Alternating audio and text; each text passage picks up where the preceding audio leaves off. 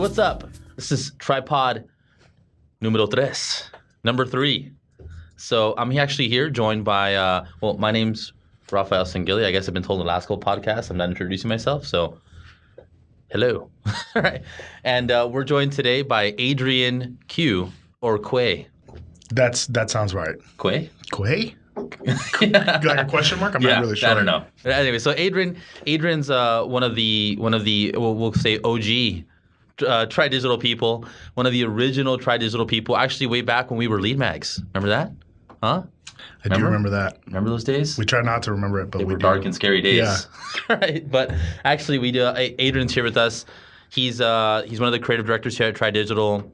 And on top of that, he's a super cool guy. Don't let his looks scare you, folks. This dude is actually just a giant teddy bear. He's a nice guy, man. But he's also collection. So for those of you out there that are paying your bills, there's a reason why we have a gym here. Very good. So anyway, Adrian's, we have him on the podcast. We're going to talk about a few different things today. We're going to go over IT Nation. We just came back from that, which was a super fun show. Basically the channel's prom. And we're going to talk about that for a little bit, how that went down and some of the cool stuff we did out there. We're also going to talk about some interesting things going on with Tri-Digital. We have a lot of stuff coming up in 2018, a lot of really, really exciting things happening. And then just getting to know Adrian. Adrian's a super interesting dude, man. He's into all kinds of extracurricular activities and all kinds of... I thought you were about to say extraterrestrial. He is into extraterrestrials as well. I love aliens. Everything's about aliens with Adrian. Guys, if you're out there and you talk to Adrian, make sure to bring up how much he loves aliens. So you're 51, right? Yeah, right? That's where we're at right now. So we're going to get into that a little bit. And then after that, we're just going to, just talk about life and stuff. Philosophy, how deep it is. Why we're here. Why are we here? Yeah, I don't know. I don't know either, man. All right, so let's do this. So Adrian, IT Nation, man. We've been to IT Nation many a times. We are salty dogs when it comes to IT Nation. We've done the IT Nation Roadshow quite a bit. And it's a big conference. I mean, it's huge. If you guys don't know what IT Nation is, for those of you that are listening that are not into the scene or whatever, IT Nation is this huge event. It's like it's where basically everybody in the channel comes out to, everybody in the IT channel comes and meets up. It's sponsored by ConnectWise, which is a company that's been in the channel for a long time. They are a professional services automation tool.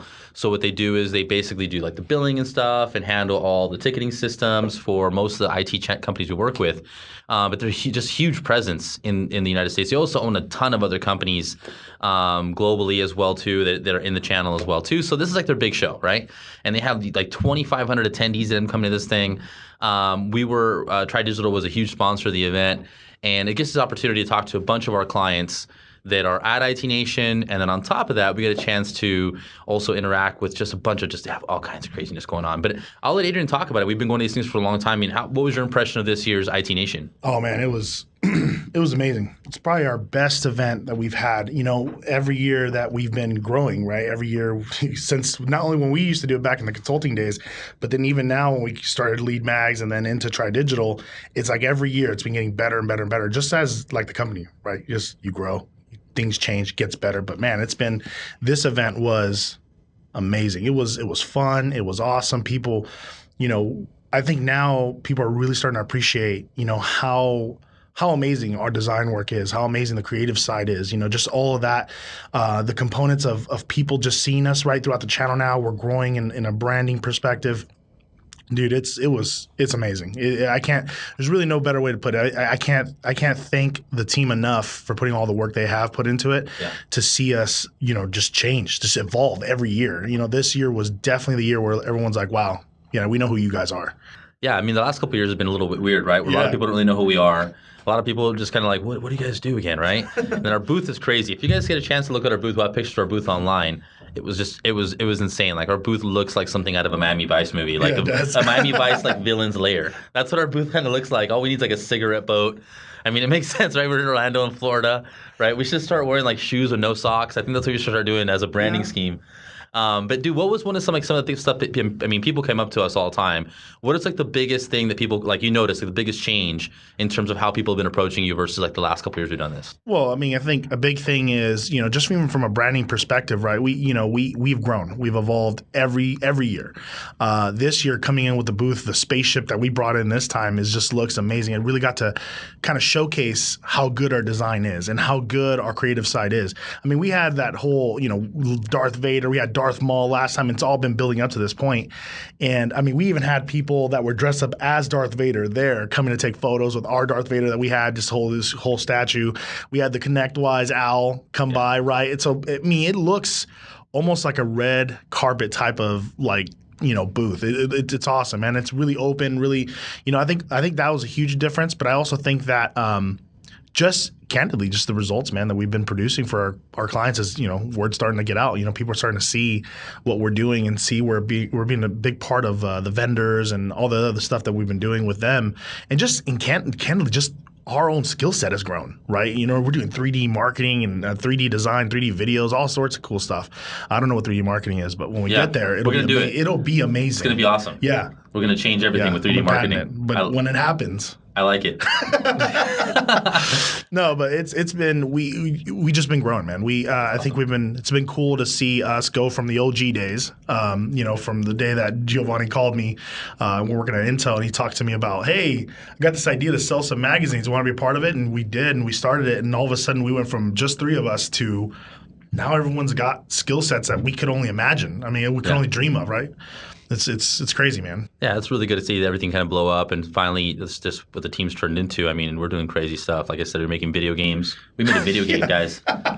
Right? I don't know. So we're doing lots of that, and now 3D marketing. So that's happening now. That'll be next. So this Darth Vader thing, you mentioned Darth Vader a couple times. Yeah. What's this? I mean, people have been it's crazy. You'd be surprised the response we've gotten from just having this little Darth Vader in there. But maybe, I mean, you're a collector. You collect all kinds of stuff. You're big into all kinds of collecting statues and what. Tell us a little about what the Darth Vader statue we had was. So we actually had a statue from Sideshow, which is essentially a company that just does custom statues, right? And they're kind of they're high quality. There's not a lot of them, so they are very expensive. But what we had was a Darth Vader, essentially from, I think it's the Empire Strikes Back. It's when he's standing in that same area where he actually puts Han Solo into the kryptonite, or not kryptonite. I forgot what it's called. It's like that crypt. I don't know, man. Yeah. It's icing. Yeah, man. You're super into Star Wars, huh? I can tell. Yeah. Actually, he is. But I actually am. Yeah. People don't even know. I know that right now. Adrian's because it's Monday. It's Monday, guys. Yeah, but he hasn't had his coffee yet, I'm sure. But Adrian is one of the foremost resources for all things nerddom that I come to when I need to learn about some nerdy stuff, and I want to find out about Star Wars things, Dragon Ball, superheroes, or World War II randomly, and just random gun knowledge. So anybody wants to know about what type of arsenal you need. This is the man. We'll get into some of that stuff too. I want to get into, but we don't want to talk about that. I don't know what arsenal you're talking about. Yeah, what arsenal? Crazy.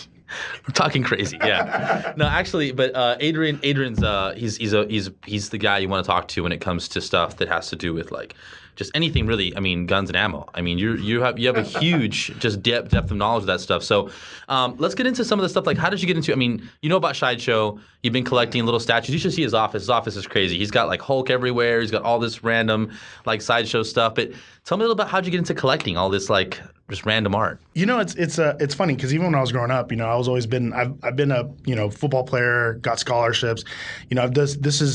I'm a big athletic guy, right? Obviously, whatever. And as big as I am, I'm actually incredibly quick. It's kind of fun. I mean, I don't want to. Terrifying, folks. I don't want to. I'm not trying to say anything crazy, but but I've heard.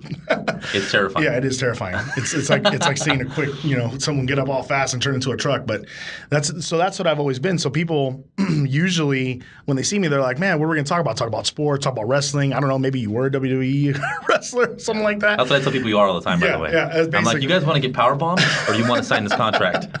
So yeah, actually, one time when I went to Cancun, when I was going up on their parasailing, the entire time, and I never corrected them, but the entire time they thought I was an NFL player. That's cool. The Good. entire, Roll with it. They were taking pictures of me. I'm Roll like, with it. yeah, I was wrong with it. I never get mistaken for an NFL player. That's weird. I try to tell people, like, I'm an NFL player, but people are like, sir, sit your ass down. Yeah.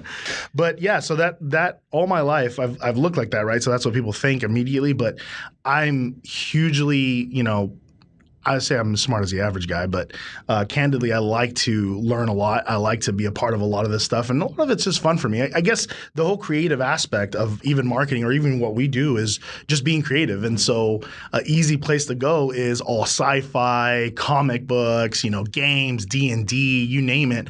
All that stuff to me is real fun. It's real cool to see just what other people imagine, and I guess all of it comes from some derivative of life anyway. So like, you take one thing that you see that's really cool and you just expand on it, right? I mean, how you imagine when someone first saw the first, P2, what are they called? The P183 Mustangs, the airplanes. Mm-hmm. When they first saw that, they're like, oh man, this is the craziest thing you've ever seen. And then the jet came, right. So yeah, so that's kind of, yeah, I've always enjoyed that. I mean, when I was a kid, I've always loved it. I love watching Star Wars is actually kind of one of the first things that kind of introduced me into the world of just fandom, I guess, right? So, all those things, I mean, even when I was growing up, Dragon Ball Z was like, I could literally sit there in my living room and just charge up for like 5 hours. Just get really. I mean, there was nothing more that could pump you up. I mean, even before I went to go play a game, I just imagine like, dude, if something was surging through my body, kind of freakish, but hey, whatever. But yeah, I love all those things, man.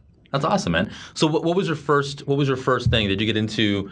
Did you get more into Star Wars? Were you more into Dungeons and Dragons? What took you down this road of nerddom?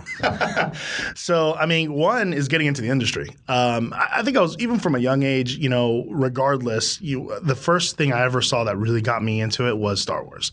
I watched A New Hope. I was actually living I was staying with my dad in his apartment and at the time, and he just happened to have A New Hope in VHS. So I popped it in, I watched it, and I was like, man, this is amazing. Then I watched the rest of the movies out of order, but that was, whatever, you're a kid, no one cares. So I put it all back together and it all made sense, but I've always loved that. But then when I got into the industry, and into the channel, I started talking to other guys who also enjoyed the same things. And funny enough, like D&D and stuff like that, like just stuff that I do now for fun, I recently got into. And I've just always been open to all of it. You know what I mean? I always try everything at least 3 times before I say I don't like it. So what are your thoughts on like the new Star Wars movies, like J. Abrams stuff? Like, are you, I mean, I've heard you have mixed feelings about them. I mean, you've read all the books. You're like deep into the Star Wars knowledge. Yeah. I mean, what's your thoughts on these new ones that are coming out? No, man, I think the first one that came out was real good. It was a carbon copy. It is what it is. You watch A New Hope, you watch this, it's pretty much the same. I mean, obviously we have better graphics. In some cases, cooler characters, right? It just looks better, but it was kind of all the same. But again, I'm not taking anything away from it. I still enjoyed it. But I will say that the second movie that came out, which was, I'm forgetting the name here off the top of my head, was Rogue One. Rogue One came out. Rogue One was amazing. Rogue One was kind of the movie that put Star Wars and World War II together for me. Excellent. It kind of did that, right? It kind of showed how gruesome and how gritty a war can really be, and candidly, how it's not always a happy ending. So that was a huge spoiler alert, folks. Spoiler alert. Yeah, if you know anything about Star Wars, man, you know somehow they got the Death Star blueprint. So yeah, man, I enjoyed them. They're cool. I'm having a lot of fun. I'm excited for the next one coming up. We have a lot of partners that are actually trying to do the event as a kind of a premiere, which is that's gonna be awesome. Premiere events, especially for things like Star Wars, they do amazingly. That's why we usually recommend them. But it's going to be real cool. It is cool. I mean, I'm actually flying out next week to host an event for one of our partners in New York. And it's actually, we're excited to do it. I mean, I'm just excited to go be a part of we're doing a Justice League movie event, but then we're also going to be hosting a bunch of the Star Wars movie events that come out next month. So our partners seem to love it. I mean, and we get great response. From a marketing perspective, I'll tell you, I mean, you guys looking for something cool and interesting and different to do. The movie theater events have been a huge success for us, right? Huge. And I mean, Adrian, talk a little bit about like just kind of how we maybe got started doing the movie events and then, what they've turned into now.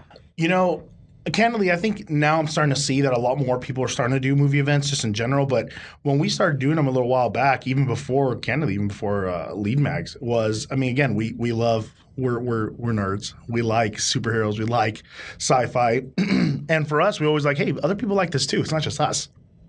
So I would say that a big reason why we started doing them was, one, we wanted to create an event that was fun, that you come for the event, right? I mean, it has its own marketing. Every movie has its own AAA marketing already done for it. So candidly offering it is candidly very easy.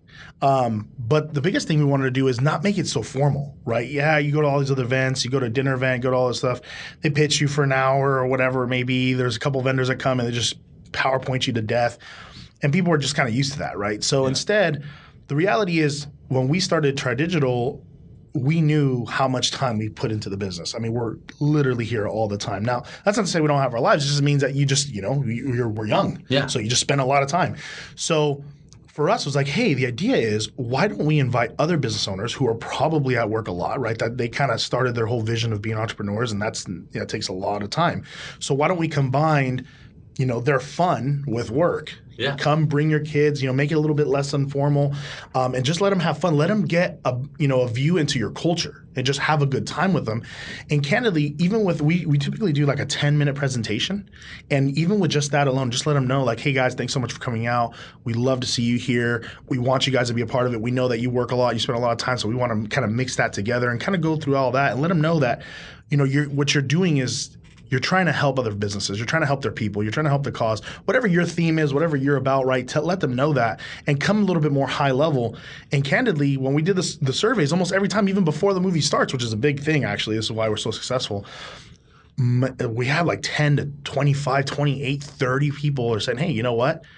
I'd like to have 10 minutes of your time to see what you can do to help me. And so it's typically very, very successful for us. Yeah, I think it's about just working with people you like, right? I mean, we tell the story all the time. Is like, look, you guys are all selling the same stuff, right? If you're in the IT channel, they're all pretty much buying Microsoft. You're all selling the same stuff, right? So if you're selling the same stuff, what's something that makes you different, right? What makes you different is your people, your passion, your cultures, and like really what why you guys do what you do. And I think that doing an event where people can come and see you and hang out with you and get a chance to know you, or even mediums like mediums like this that we use, where people just get a chance to hang out with us, get a chance to know us. I think you want to work with people you like, and then once you find that common ground, it's like, look, I don't understand IT stuff, right?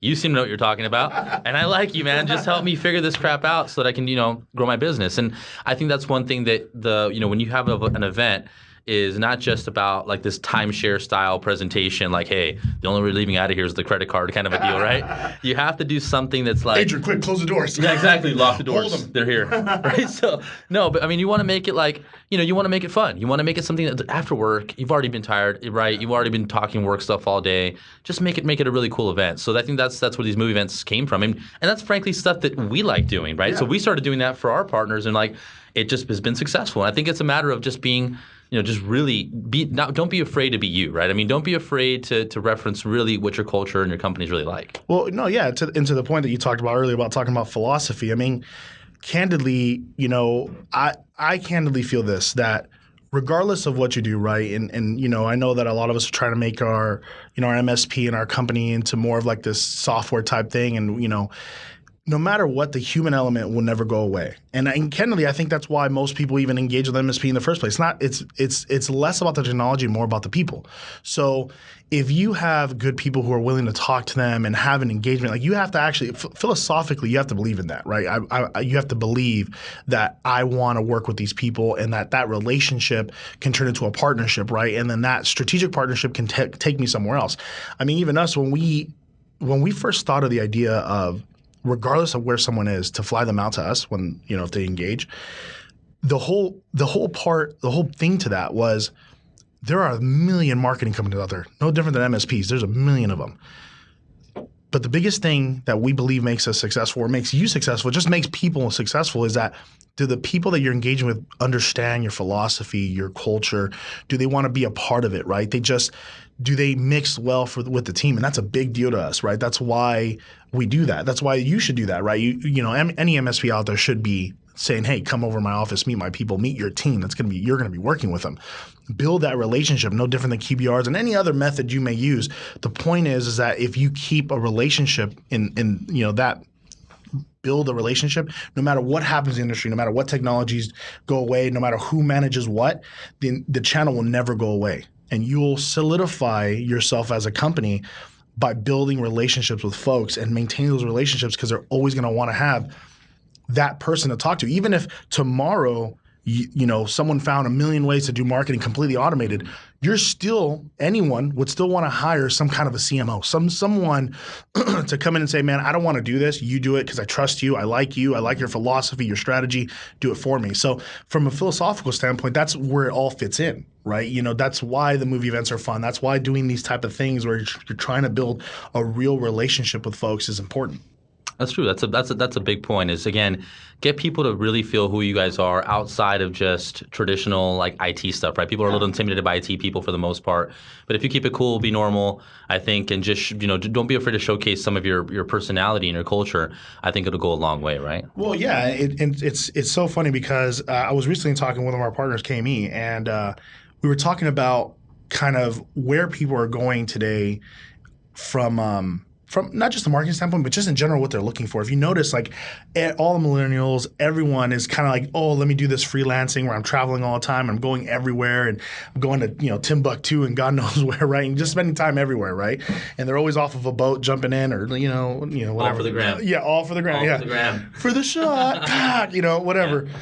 But for as funny as that can be, the reality is everyone's looking for an experience. I always talk about like the dichotomy that today you have more technology than you've ever had access to, but yet we're lonelier than we've ever been. Yeah. I'm super lonely all the time. So lonely. I literally sit in my office just sulking. God. Well, no, but even think about this, Ralph. We were talking about the other day. Do you remember the days when someone would just literally come over your house unannounced and you were excited to see them? Like, oh, yeah. Yeah. You're like, oh, man. Yeah, I just slam the door in people's face now when they come over and announce. If the kids run up to the door, I literally tell them, don't go to the door. Yeah, people are scared. Yeah, it's weird. It's a cultural thing that even I try to fight, because I just remember those times where you can just come over and it's different now. So my point to this is that from what people are looking for now is more experience-wise. Like, I get it. Here are the deliverables. Here are the products. Here are the solutions and all the benefits and all that stuff. But how do I create more life experiences, right? Like, how do I improve my life? Because it's the funniest thing. Today, it's more automated services, yet companies are coming out with more white glove services, like things that used to always be around. Like, hey, let me bag your groceries. And now people will go to that grocery store and pay a premium because you're bagging their groceries, which used to be normal.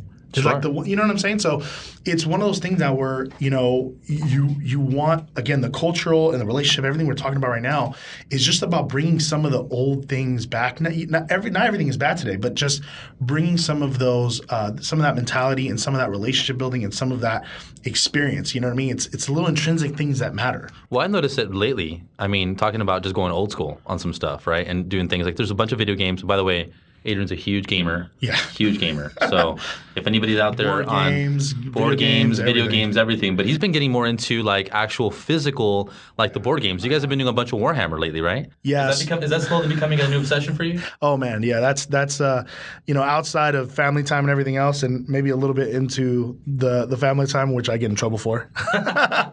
But yeah, man, lately the obsession around, because again, you're sitting around a bunch of creative folks who design, create, draw, all these really nice things, and I try to draw, and I'm kind of like, I want to be one of you guys, I like that's your voice for every artist. Because I'm no, well, it's not even that. It's because I'm the child. I'm the one like, I want to be one of you. I like that you're almost 300 pounds, and the voice just, inside of you that talks in your head is. I don't know. It's just the way it is. Yeah. So we got into Warhammer, and I was actually I was brought in or roped in by Ricky, but I think that. I don't know who it was, if it was Scott or Aaron or somebody. Somebody talked about something, and we all got into Warhammer. So I'm sure I'll find out who it was after. I think it might have been Aaron. For the people who don't know what the Warhammer is, Aaron is giving me the thumbs up. Okay. It's Aaron, and if it's not, it's fine. He said it. So the people that don't know what Warhammer is, give a little. What is Warhammer, and how'd you get into it? Warhammer is it's a game that's been around for 30 years, maybe more. It's like I think it was a little bit after D&D. Yeah, 30 years. So essentially what it is it is a army building game. You build an army of models, right? And those units work together to accomplish either an objective or just murder your opponent. It's essentially it's a wholesome family game. Sounds like it's a wholesome family game with a lot of shooting and killing. No, but it's a very fun game that also mixes in.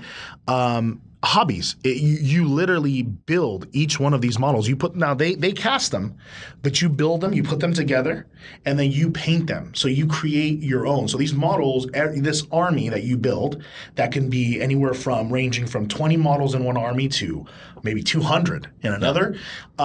You created them all. You painted them. You put them on the map. You create either you go with a narrative that's already been created from because they all have narratives, or you create your own. This is what's kind of fun about it. What are you doing? Are you doing your own narrative, or are you following a narrative? So I've again, being the learner that I am, regardless of what I do, whether it be marketing, business, or just in general Warhammer, I just get into things. Right, something sucks me in, and I just focus in, and I start reading all sorts of stuff. So at this point I've pretty much know much, if not all, of the narratives as far as the core stories involved with all the different races. I'm learning about other races and stuff like that just for fun. But essentially, the funnest part is that you can create your own narrative regardless of what's going on. So you can even say, hey, to pair myself to the main narrative, right? Like, hey, this is what's going on. I'm going to do this and create my own little offshoot of that. So I'm still a part of it, but I'm doing something different. Yeah. And that's kind of what I'm kind of gearing towards. I want to kind of create our own narrative where we're still in that universe, but just we're maybe another squad or another area that's fighting whatever else. So is it safe to say you're Tri-Digital's Warhammer champ? Is that safe to say? I don't know if I will. Aaron's nodding his head over here. He's like, yeah, he just phones us all the time. Yeah, I have won many battles in my day. There's been a lot of the humble shogun. The humble shogun. Bill did beat me once. That was unfortunate. But then I rallied and completely tabled him. So that's fine. So does it work like Pogs or whatever? Like if you beat their Warhammer, do you keep their Warhammer stuff? No. Even though all our models are here, no, we don't do that. No. Do you burn them in effigy in front of them? Is that how it works? I would like to. Good. I think. But I don't tell them that. I'm just telling you. You just grab them and start stomping on them. Yeah. So that's what happens internally. I don't want to just destroy them. I want to completely humiliate them. You want to create. Yeah. You want to create nuclear winter for your opponents. What's funny is the race that I picked. I just randomly picked it, and it wasn't for this reason at all. But it just so happened to work out. Is the race that I am is a very old race. They're basically space elves, and so what they are. Space elves. They're space elves. Wow. Yeah. So basically, they're like godlike creatures who are completely arrogant. Do they make cookies though? No, they don't make cookies. Bummer. But they can make anything they want. No, but they're a very arrogant race that believes that they're the most powerful. They were at one point, and they're kind of godlike in a lot of ways. So it just kind of ended up working out because right? Yeah, I don't know what that means. I was just kind of trying to allude to maybe myself or not. Yeah. As you can tell, Adrian is not only a gracious champ, he's humble as well. Yeah, very humble. That's excellent, It's okay, though. When Scott comes around, maybe he'll be the one to take me down. Yeah, no, fantastic. Well, guys, I want to thank you, Adrian, for jumping on this podcast, man. People get a little chance to know about him. If people want to connect with you and maybe ask you questions about, Warhammer or World War II or Star Wars or anything else random that you want to ask him. Or marketing. Yeah. He does know about that too, by the way. Yeah, no, a little bit. A little bit. Well, he does a lot. He's actually Adrian's super smart about stuff. How can they reach out to you? What's the best way to get a hold of you on this? Either way, you can either call into the actual company. They'll direct you over to. I'm the chief executive. I'm sorry, the CXO, so Chief Experience Officer. But he just made up the title right now, by the way. Yeah, he just totally made it up. So no, but if you guys want, what about any social media that they can reach out to you on? Facebook, Twitter, Instagram, and things like that? Absolutely. I don't have Instagram, but I do have a Facebook. Adrian at Tri-Digital Marketing. That's probably the best way, or just reach out to me directly here at the office. Sounds good, guys. Everybody, thank you for tuning in. Again, want to give a quick shout out to the team putting this together. So Scott and Aaron, you guys are amazing behind the camera doing all this stuff. And for everybody listening in, thank you so much. Tune in. We're going to keep doing these every week. Again, feel free to give us feedback as to things we can do to make these a little better. But other than that, have a great Monday.